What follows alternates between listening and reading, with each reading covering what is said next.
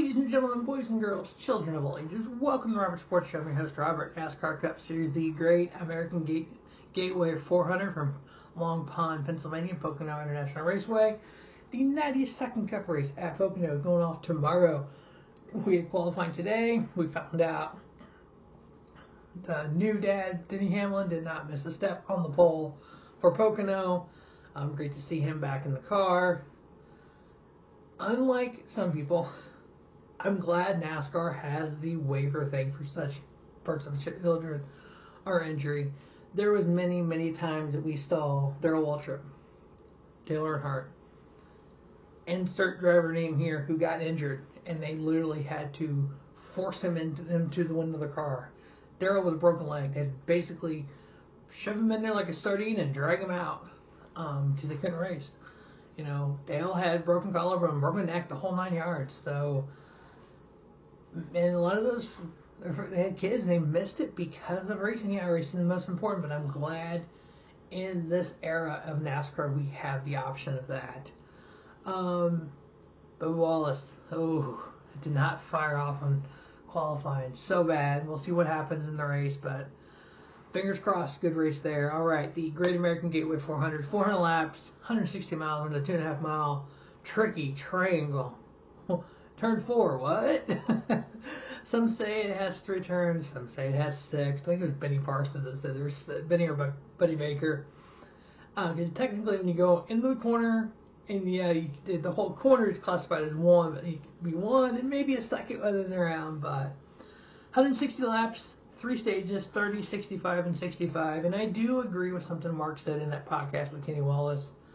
Having the stages less than the fuel runs, no. If we could somehow make the stages at all the races more than a fuel run, that way you have to pit during that stage, I think that would kind of change things up a little bit as well. So fuel is 37 to 41 laps. Yes, stage 2 and 3 are both 65. So if you could make it where each stage was like 50 something, so it's just more than a fuel, just more than a tank of fuel. But if you save a lot, you have a lot of cautions, you might stretch it, kind of put that fuel mileage game throughout. I think that might make things a little bit better.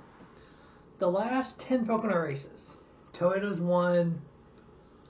Depends on what you look at when you look at the record book. It depends on what you classify 2022 as. They won either 6 of 10 or they won 7 of 10.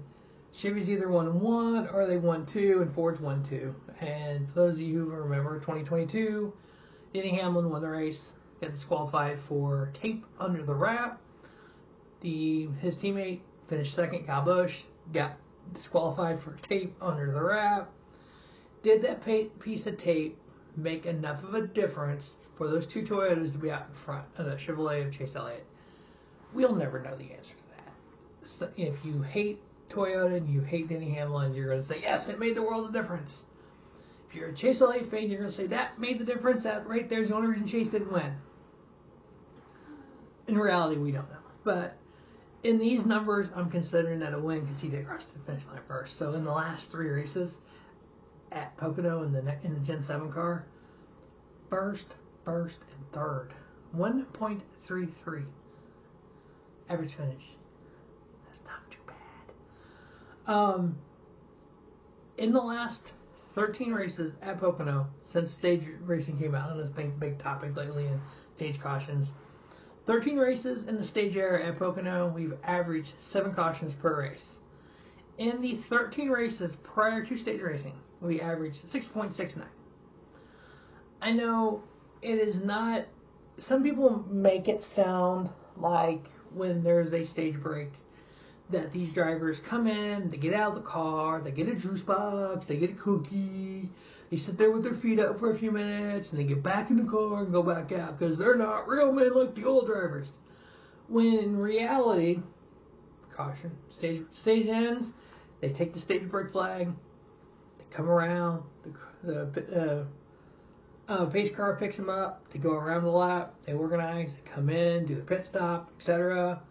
TV break, radio break at this time. Everybody races off pit road. They line up around the pace car, go a lap. Next lap is choose. Next lap they go green. It's just like a regular old caution. We just know when they are. That's the only difference. and there's less cautions in 2025 than there was in 1995 because these cars don't just blow up like they used to. They don't just, fall apart like they used to. They actually are damn near bulletproof. So there's actually less cautions. So without the stage cautions, there'd be a whole lot less cautions. And we really would have, you would kind of get more strung out, so there wouldn't be a lot of racing. But that's just my opinion. But in the 3 races, Gen 7 at Pocono, 22, 23, and 24, Denny Hamlin, average running position 6.47. William Byron 8.95. Seabell 10.54. Kyle Larson 11.06. Chase Elliott 11.04. Tyler Reddick 11.24. Ryan Blaney 11.69. Eric Jones 13.0.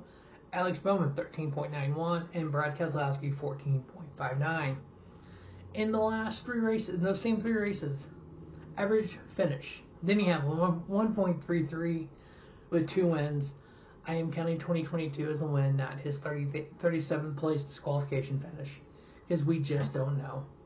Tyler Reddick 3.33, Chase Elliott 6.66. Again, that counts that as a win for him because that's technically what the record books say.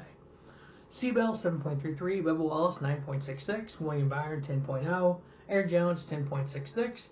Brad Keselowski 12.33, Alex Bowman, Kyle Larson each 12.66.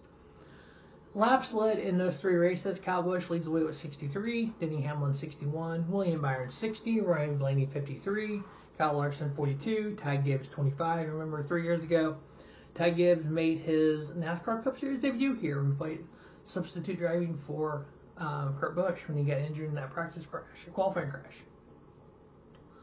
Logano 24 laps led, Brad Keselowski 20, Buescher 19, Ross Chastain 16. Of the active drivers, average finish at this track for 11 races, William Byron 9.4, Brad Keselowski 27 races, 10.8 and a win. Denny Hamlin 11.3 average finish and 35 starts with 7 wins. Kyle Larson 11. That does not include where these stats came from. That does not include the win 2022. Kyle Larson 11.6 average finish in 17 races. And Ryan Blaney 13.4 and 2 wins. He got the win for the Wood Brothers when he first started, and then he got the win last year for Penske.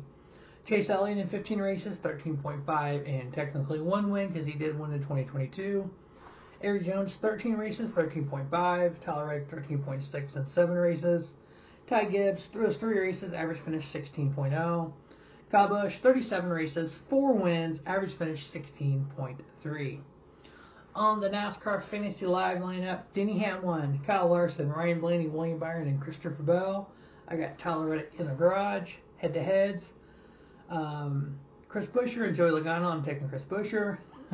I love this head-to-head. Carson Hocevar, Ricky Stenhouse Jr. Oh, that's awesome. I'm picking Hocevar. I don't honestly think that Stenhouse is going to pay back, and here's why. Stenhouse is 61 points out of a playoff spot.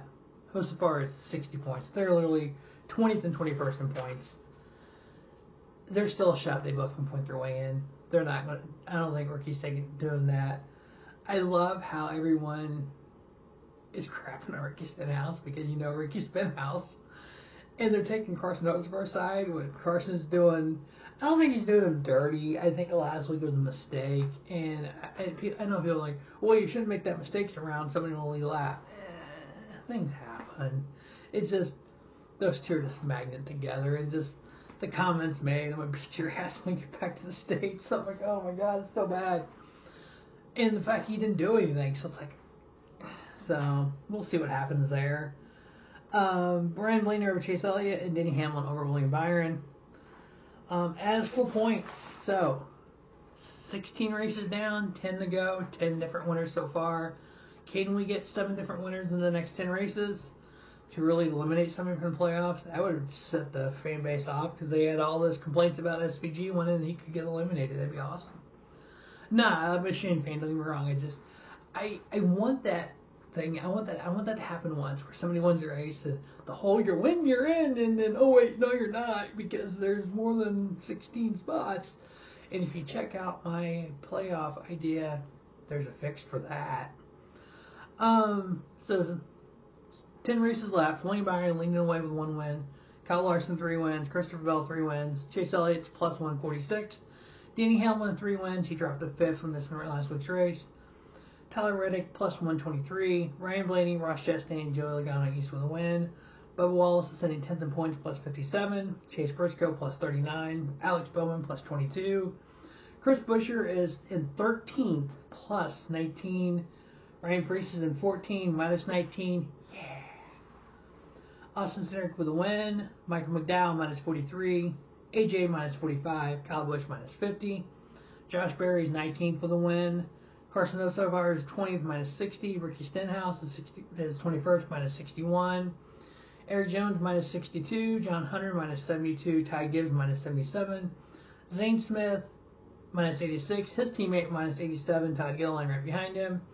Austin Dillon minus 89. Daniel Suarez in 28th minus 99. Justin Haley minus 126. And then 30th place in points right now is Shane Van Gisbergen. Ty Dillon 31st minus 137. Then Brad Keselowski, Noah Gragson, Cole Custer, Riley Herbst, and Cody Ware round out the top 36. As we've done every week, the 4 picks to win the Great American Gateway 400. Obviously, Denny Hamlin, Kyle Larson, William Byron, and Christopher Bell. As always, thanks for watching Rubber Sports Show. Don't just have a great day. Have a spiffy day. Rubber Sports Show, your YouTube leader in sports channel content.